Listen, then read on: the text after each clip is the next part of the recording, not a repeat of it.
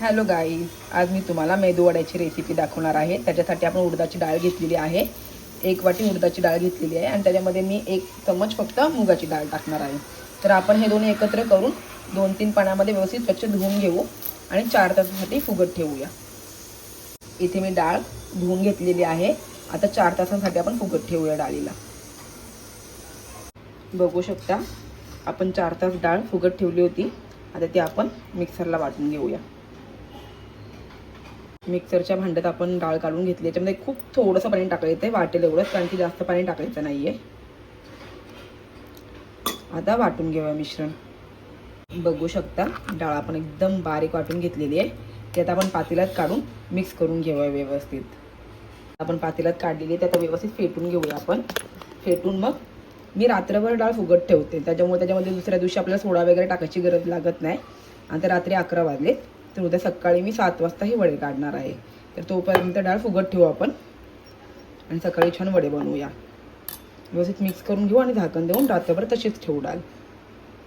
Hello guys, तर बघा हे दुसऱ्या दिवशी सकाळी पीठ मी आता तयार झालेलं आहे। याच्यामध्ये मीठ टाकणार आहे आणि मिक्स करून घेणार आहे आणि याचे मेदू वडे बनवणार आहे।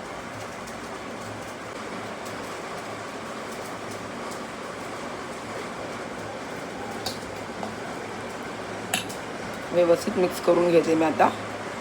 मी तेल तापत ठेवले, आता याच्यामध्ये आपण वडे सोडूया।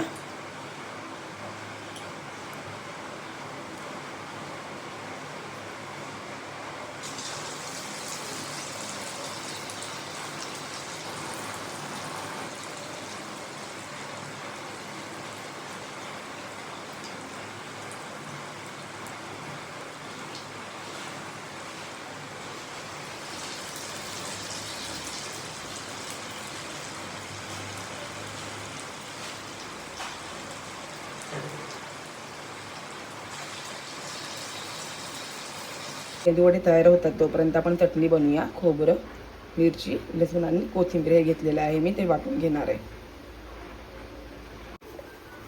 बघा चटणी तयार आहे। आता आपण याला तडका देऊया। पातेल्यामध्ये तेल गरम करत ठेवलंय, आपण याच्यात राई टाकूया, कढीपत्ता टाकूया,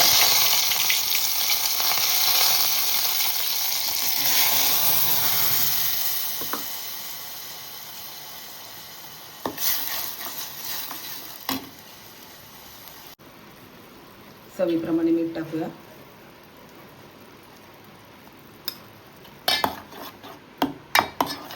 अशा पद्धतीने आपली चटणी पण तयार आहे।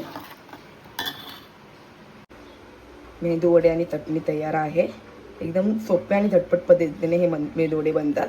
तर तुम्ही ही घरी बनवू शकता। थँक्यू।